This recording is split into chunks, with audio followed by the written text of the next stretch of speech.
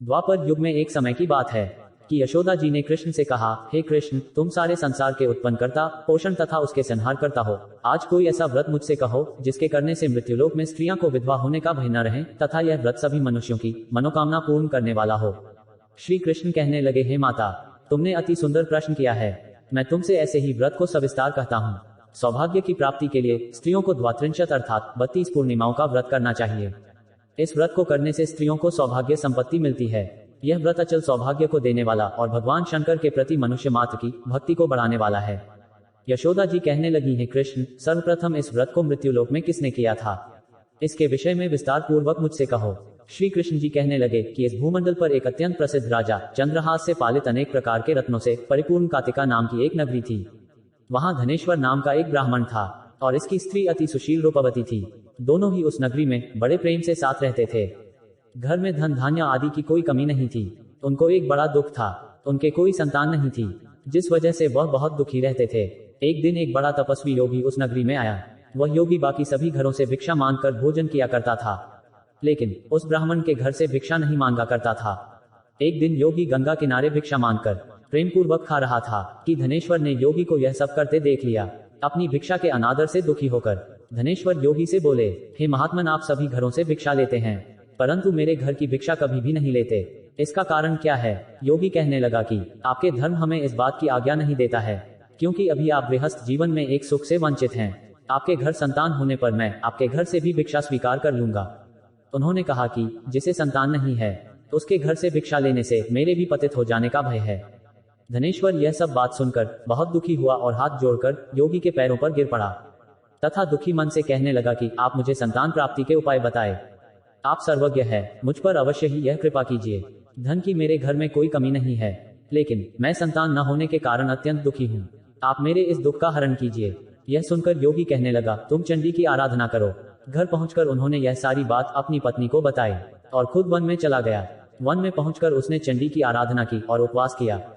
चंडी ने 16वें दिन उसको सपने में दर्शन दिए और कहा कि हे धनेश्वर, जा, तेरे पुत्र होगा, लेकिन उसकी आयु सिर्फ 16 वर्ष की होगी।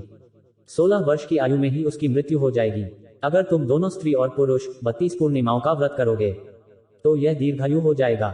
जितनी तुम्हारी सामर्थ हो उतने आटे के दिए जलाकर शिव जी का पूजन करना, लेकिन पूर्णमासी 32 ही होनी चाहिए। सुबह होते ही तुम्हें इस स्थान के पास एक आम का पेड़ दिखाई देगा। उस पर चढ़कर एक फल तोड़कर अपने घर चले जाना। अपनी स्त्री को इस बारे में बताना। सुबह स्नान होने के बाद वह स्वच्छ होकर शंकर जी का ध्यान करके उस फल को खा ले। तब शंकर भगवान की कृपा से उसको गर्भ हो जाएगा। जब ब्राह्मण सुबह उठा तो उसे उस स्थान पर आम का पेड़ दिखाई दिया और वह उस पेड़ से फल को तोड़ने के लिए चढ़ा, लेकिन वह पेड़ पर चढ़ नहीं पा रहा था। यह देखकर उसे बड़ी चिंता हुई। उसने भगवान गणेश की उपासना की और कहा, हे दयानिधे, अपने भक्तों के विघ्नों का नाश करके उनके मंगल कार्य को करने वाले, दुष्ट का नाश करने वाले, रिद्धि सिद्धि देने वाले, आप मुझे इतना बल दें कि मैं अपनी मनोकामना पूरी कर सकूं। इसके बाद वह पेड़ से फल तोड़कर अपनी पत्नी के पास पहुंचा। उसकी पत्नी ने अपने पति के कहे अनुसार इस फल को खा लिया और वह गर्भवती हो गई। देवी की कृपा से उसे बहुत सुंदर पुत्र पैदा हुआ। उसका नाम उन्होंने देवीदास रखा। माता पिता के हर्ष और शोक के साथ वह बालक बढ़ने लगा। भगवान की कृपा से बालक बहुत ही सुंदर था, सुशील और पढ़ाई लिखाई में भी बहुत ही निपुण था। दुर्गा जी के कथानुसार उसकी माता ने 32 पूर्णमासी का व्रत रखा। जैसे ही 16वां वर्ष लगा, दोनों पति पत्नी बहुत दुखी हुए, कहीं उनके पुत्र की मृत्यु न हो जाए। उन्होंने सोचा कि अगर उनके सामने यह सब हुआ तो वह कैसे देख पाएंगे। तभी उन्होंने देवीदास के मामा को बुलाया और 1 वर्ष के लिए देवीदास को काशी में पढ़ने के लिए भेज दिया। 1 वर्ष के बाद उसे वापस लेकर आ जाना। देवीदास अपने मामा के साथ एक घोड़े पर सवार होकर चल दिया। उसके मामा को भी यह बात पता नहीं थी। दोनों पति पत्नी ने 32 पूर्णमासी का व्रत पूरा किया।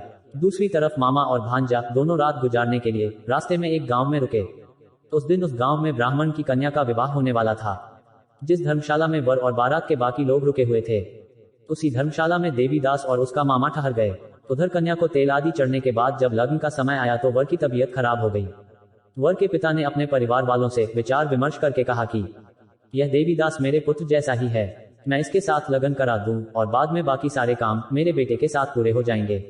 ऐसा कहने के बाद वर के पिता देवीदास को मांगने के लिए उसके मामा के पास गए और उन्हें सारी बात बताई। मामा ने कहा कि कन्यादान में जो कुछ भी मिलेगा वो हमें दे दिया जाए। वर के पिता ने बात स्वीकार कर ली। इसके बाद देवीदास का विवाह कन्या के साथ संपन्न हो गया। इसके बाद वह अपनी पत्नी के साथ भोजन न कर सका और मन में विचार करने लगा कि न जाने यह किसकी पत्नी होगी। यह सोचकर उसकी आंखों में आंसू आ गए। तब वधू ने पूछा कि क्या बात है, आप उदास क्यों हैं? तब उसने सारी बातें पत्नी को बता दी। तब कन्या कहने लगी, यह ब्रह्म विवाह के विपरीत है।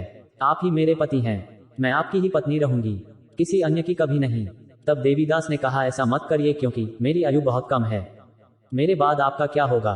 लेकिन उसकी पत्नी नहीं मानी और बोली, स्वामी आप भोजन कीजिए। दोनों रात में सोने के लिए चले गए।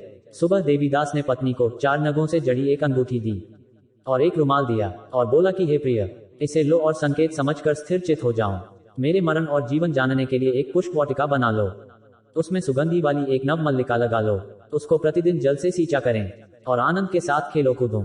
जिस समय और जिस दिन मेरा प्राणांत होगा उस दिन यह फूल सूख जाएंगे। जब यह फिर से हरे हो जाएं तो जान लेना मैं जीवित हूँ। यह समझाकर वह वहां से चला गया। इसके बाद जब वर और बाकी बाराती मंडप में आए तो कन्या ने उसे देखकर कहा कि ये मेरा पति नहीं है, मेरे पति वह है जिनके साथ रात में विवाह हुआ है, इसके साथ मेरा विवाह नहीं हुआ है। अगर यह वही है तो यह बताएं कि मैंने इसको क्या दिया है। साथ ही कन्यादान के समय दिए वह आभूषण मिले उन्हें दिखाएं। कन्या की ये सारी बातें सुनकर वह कहने लगा कि मैं यह सब नहीं जानता। इसके बाद सारी बारात भी अपमानित होकर लौट गई। भगवान कृष्ण बोले, हे माता, इस प्रकार देवीदास काशी चला गया। कुछ समय जब बीत गया तो एक सर्प उसको डसने के लिए वहां आया, लेकिन वह उसको काट नहीं पाया क्योंकि उसकी माता ने पहले ही 32 पूर्णिमा का व्रत कर लिए थे। इसके बाद खुद काल वहां पहुंचा। भगवान की कृपा से तभी वहां माता पार्वती और भगवान शंकर आ गए।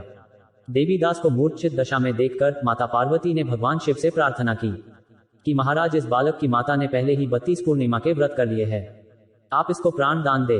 भगवान शिव ने माता पार्वती के कहने पर उसे प्राण दान दे दिया। उधर उसकी पत्नी उसके काल की प्रतीक्षा कर रही थी। उसकी पत्नी ने जाकर देखा कि पुष्प और पत्र दोनों ही नहीं है, तो उसको बहुत आश्चर्य हुआ और जब उसने देखा कि पुष्पवाटिका फिर से हरी हो गई है तो वह समझ गई कि उसका पति जिंदा हो गया है। इसके बाद वह बहुत ही प्रसन्न होकर अपने पिता से कहने लगी कि मेरे पति जीवित हैं, उनको ढूंढिए। जब 16वां वर्ष व्यतीत हो गया तो देवीदास भी अपने मामा के साथ काशी से चल दिया।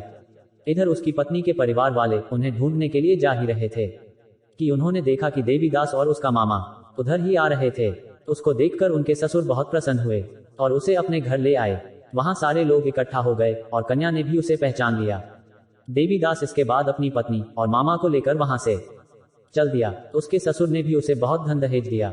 जब वह अपने घर की तरफ चल रहा था तो उसके माता पिता को लोगों ने खबर कर दी, तुम्हारा पुत्र देवीदास अपनी पत्नी और मामा के साथ आ रहा है। ऐसा समाचार सुनकर पहले तो उन्हें विश्वास नहीं हुआ, लेकिन जब देवीदास आया और उसने अपने माता पिता के पैर छुए तो देवीदास के माता पिता ने उनका माथा चूमा और दोनों को अपने सीने से लगा लिया। दोनों के आने की खुशी में धनेश्वर ने बहुत दान दक्षिणा ब्राह्मणों को दी। श्री कृष्ण जी कहने लगे कि इस तरह धनेश्वर को 32 पूर्णिमाओं के व्रत के प्रभाव से संतान प्राप्त हुई। जो स्त्रियां इस व्रत को करती हैं वह जन्म जन्मांतरों तक वैधव्य का दुख नहीं भोगती हैं और सदैव सौभाग्यवती रहती हैं। यह मेरा वचन है। यह व्रत संतान देने वाला और सभी मनोकामनाओं को पूरा करने वाला है। जय श्री कृष्ण।